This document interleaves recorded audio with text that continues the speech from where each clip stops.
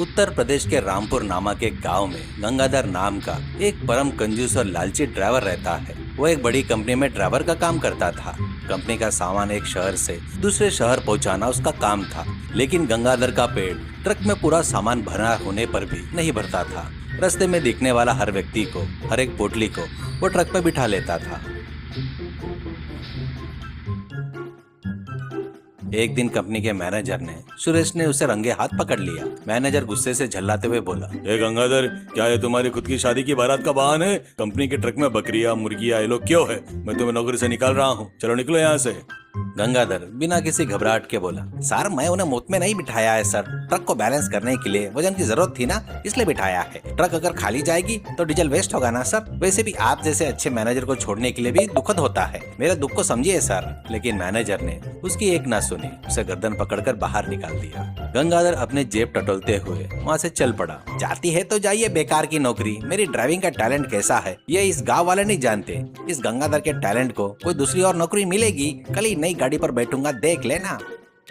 अगले दिन गंगाधर पासी के दूसरी ट्रांसपोर्ट कंपनी में गया। वहाँ का मैनेजर रमेश बहुत सीधा साधा था। गंगाधर ने अपने चेहरे पर लाचारी का भाव लाया और बोला, सर पुरानी कंपनी के मैनेजर को मेरा टैलेंट देखकर जलन होती थी। मैं दिन में 20-20 घंटे गाड़ी चलाता था तो उसे बर्दाश्त नहीं हुआ और उसने मुझे नौकरी से निकाल दिया। मैं बिना खाए बिना सोए आपकी कंपनी के लिए जीऊंगा सर, मुझे बस एक मौका दीजिए। वो अपनी मीठी मीठी बातें बनाने लगा। रमेश ने उसकी बातों पर भरोसा किया और बोला, ठीक है, हमारे पास एक ओपन टॉप जीप है, उसमें सामान लाद कर पड़ोस वाले टाउन में जाना है, सावधानी से जाना, रास्ते में किसी को मत बिठाना। ऐसा कहकर उसने जीप की चाबियां सौंप दी। गंगाधर जीप में बैठकर और सामान लादकर निकल पड़ा। कुछ ही दूर जाते समय उसे 3 लोग, रामू, शामू और हरी, बड़े सामान के पोटले के साथ खड़े मिले। उन्होंने जीप को रोका। गंगाधर ने जीप रोकी और बोला, कहाँ जाना है बाबू? अगर जल्दी है तो डबल चार्ज लगेगा, एक व्यक्ति का 100 रुपए होगा, लगेज का 50 अलग से देना होगा। रामू ने पूछा, भैया हमें अर्जेंटली टाउन जाना है, लेकिन इस छोटी सी जीप में पहले से ही सामान पूरा भरा हुआ है, हम सब कहाँ बैठेंगे? हमें तो बिल्कुल जगह नहीं है, करके कहता है। मेरी गाड़ी में जगह की कोई कमी नहीं है, आप लोग लगेज पीछे डाल दो और तुम तीनों आगे पास मेरे पास आके बैठ जाओ। शामू ने जीप की आगे वाली सीट की तरफ देखा और शक जताते हुए कहा, भैया तुम्हारी बगल में सिर्फ 2 लोग की जगह है, फिर तीसरा आदमी कहाँ बैठेगा? हम तो बिल्कुल फंस जाएंगे ना, सांस लेना भी मुश्किल हो जाएगा। गंगाधर ड्राइविंग सीट के बिल्कुल कोने में खिसक गया। लगभग जीप के बाहर बैठते हुए स्टीयरिंग पकड़ ली। उसने उनकी तरफ देखते हुए डांटा, वह सब तुम्हें सोचने की जरूरत है क्या? मैं सब देख लूंगा। पैसे कम दे रहे हो और ऊपर से सोफा सेट चाहिए क्या? मेरे एडजस्टमेंट टैलेंट पर भरोसा नहीं है क्या? चलो सब बैठो। इसके बाद तीनों आगे की सीट पर जैसे तैसे ठसकर बैठ गए। गंगाधर तो अपनी सीट पर था ही नहीं, वह हवा में लटकते हुए स्टीयरिंग पकड़े हुए था। उसने रामू की तरफ देखा और कहा, तुम मेरे पैरों के पास जो क्लच है ना, उस पर अपना पैर रखो, जब मैं कहूँ तब उसे जोर से दबा देना, अपना दिमाग मत चलाना। फिर उसने शामू की तरफ देखा और कहा, तुम बीच वाले गियर राड को कसकर पकड़ लो, जब मैं बदलने के लिए कहूँ तब उसे इधर उधर बदलना, ठीक है? आखिर ने उसने ऊंचे सुनने वाले हरी की तरफ देखकर ऑर्डर किया, तुम उस कोने में ब्रेक पैडल है ना, उस पर अपना पैर रखो, जैसे मैं इमरजेंसी कहूँ तुम दबा देना। ऐसा कहते हुए ऑर्डर देता है। गंगाधर ने खुद एक्सीलेटर पर पैर रखा और गाड़ी तेजी से आगे बढ़ा दिया। जीप सड़क पर दौड़ने लगी। गंगाधर बाहर लटकते हुए चिल्लाया, रामू क्लच दबाओ, शामू दूसरा गियर डालो, स्पीड बढ़ानी है, करके चिल्लाया। लेकिन शामू उसी समय फोन पर अपनी पत्नी से झगड़ा कर रहा था।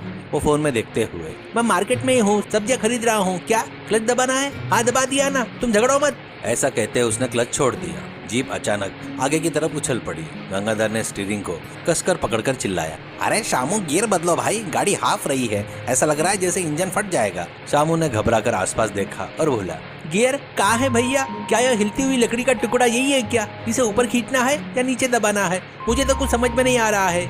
ऐसा कहते हुए उसने गियर राड को अपने मर्जी से इधर उधर हिलाना शुरू किया। जीप से अजीब अजीब आवाज आने लगी और वो डगमगाने लगी। गंगाधर हवा में लटकते हुए चिल्लाया, मेरी जान और तुम सबकी जान अब सब तुम्हारे हाथों में है भाई, थोड़ा संभल कर करो, करके चिल्लाया। वहाँ बैठे तीनों एक दूसरे को धक्का देते हुए जीप के अंदर ही सर्कस करने लगे। इतने में रास्ते में एक बड़ा गड्ढा दिखाई दिया। गंगाधर ने घबराकर चिल्लाया, अरे ब्रेक दबाओ यार, जोर से ब्रेक दबाओ, आगे गड्ढा है, करके चिल्लाया। लेकिन हरी को थोड़ा ऊंचा सुनाई देता था। उसने अपने कान के पास हाथ रखा और बोला, क्या भैया केक खाने के लिए कह रहे हो क्या? इस जंगल में केक कहाँ मिलेगा, मुझे भूख नहीं लगी है भैया, करके कहता है। गंगाधर ने अपना सिर पीटते हुए गला फाड़ा। केक नहीं रे बाबा, ब्रेक तुम्हारे पैर के नीचे है ना, जोर से दबाओ, करके चिल्लाया। हरी ने हंसते हुए कहा, ओहो, ये है क्या? पहले साफ साफ बताना चाहिए था ना भैया। ऐसा कहते हुए उसने क्लच पर पैर दबा दिया। जीप और भी तेज से गड्ढे को पार करते हुए हवा में उछल गई। सीट पर बैठे चारों लोग एक दूसरे के ऊपर गिरे पड़े। शामू ने गियर रॉड को पकड़कर पीछे की तरफ खींच दिया, जिससे रिवर्स गियर लगने की स्थिति पर आ गई थी। जीप में से धुआं निकलना शुरू हो गया। उसके बावजूद गंगाधर ने एक्सीलेटर नहीं छोड़ा और भाषण देने लगा, कोई घबराओ मत, ड्राइविंग का मतलब ही एक टीम वर्क होता है। सब मिलकर गाड़ी चलाओ, अपनी यूनिटी साबित करो। ऐसा कहते हुए लेक्चर देना शुरू किया।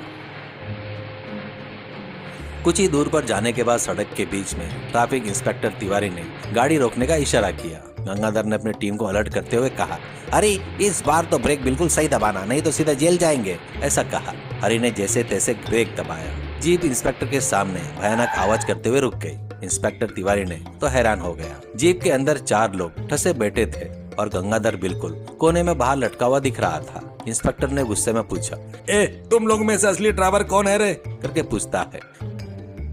मैं हूँ सर, मेन ड्राइवर, और ये सब मेरे असिस्टेंट है। इंस्पेक्टर ने अचरज से पूछा, तुम ड्राइवर हो? स्टीयरिंग कहाँ है और तुम कहाँ हो भाई? तो फिर गियर कैसे बदल रहे हो? ब्रेक कैसे दबा रहे हो? क्या गाड़ी हवा में चला रहे हो क्या? करके पूछता है। उसने गर्व से जवाब दिया, वो देखिए सर, उसने गियर डाला है, इसने क्लच दबाया है, और उस कोने वाले भाई ने तो ब्रेक दबाया है, और मैंने स्टीयरिंग पकड़कर एक्सीलेटर दबाया है। हम चारों का अनोखा बंधन है सर। करके जवाब देता है। इंस्पेक्टर तिवारी ने अपना सिर पकड़ लिया और बोला, क्या तुम लोगों ने इसे कोई ऑर्केस्ट्रा समझ रखा है क्या, जो सब मिलकर बजा रहे हो? ये एक जीप है। अपना ड्राइविंग लाइसेंस निकालो, गाड़ी को मैं भी सीज कर रहा हूँ और तुम चारों को अंदर डाल दूंगा। ऐसा कहते हुए अपनी बुक निकाली। गंगाधर ने एक पल के लिए सोचा, अगर गाड़ी सीज हो गई तो नौकरी जाएंगी, जीप जाएगी और हाथ के पैसे भी जाएंगे। उसने तुरंत अपनी टीम की तरफ देखा और चिल्लाया, टीम, हमारी जान खतरे में है, रेडी हो जाओ। रामू क्लच दबाओ, शामू फास्ट गियर डालो, हरी पैर हटाओ। करके जोर से चिल्लाया। उन्होंने घबराहट में बिल्कुल वैसा ही किया जैसे गंगाधर ने कहा। गंगाधर ने एक्सीलेटर को जोर से दबाया। जीप अचानक इंस्पेक्टर के पार करते हुए तेजी से निकल गई। इंस्पेक्टर तिवारी नीचे गिरे पड़े और चिल्लाए, मुझे ही पार करके चले गए, इतनी हिम्मत तुम्हारी, पकड़ो इन बदमाशों को। वह चिल्लाते हुए पुलिस वाहन में बैठकर उनका पीछे निकल पड़े। सायरन की आवाज सुनते ही जीप में बैठे 3 पैसेंजर डर के मारे कांपने लगे। वो रोते हुए कहने लगे, अरे भैया, हमें नीचे उतार दो, हमें टाउन नहीं जाना, कुछ नहीं चाहिए, हम तुम्हारे पैर पकड़ते हैं, गाड़ी रोको भैया। ऐसा कहते हुए तीनों रोने लगे। उन्होंने गियर रॉड को इधर उधर घुमाते हुए डर के मारे उसे उखाड़ दिया। बस फिर क्या था, जीप नियंत्रण खो बैठी, सड़क किनारे एक बड़े कीचड़ के गड्ढे में जाकर पलट गई। खतरनाक ड्राइविंग करने के आरोप ने गंगाधर को 6 महीने की जेल सुनाई।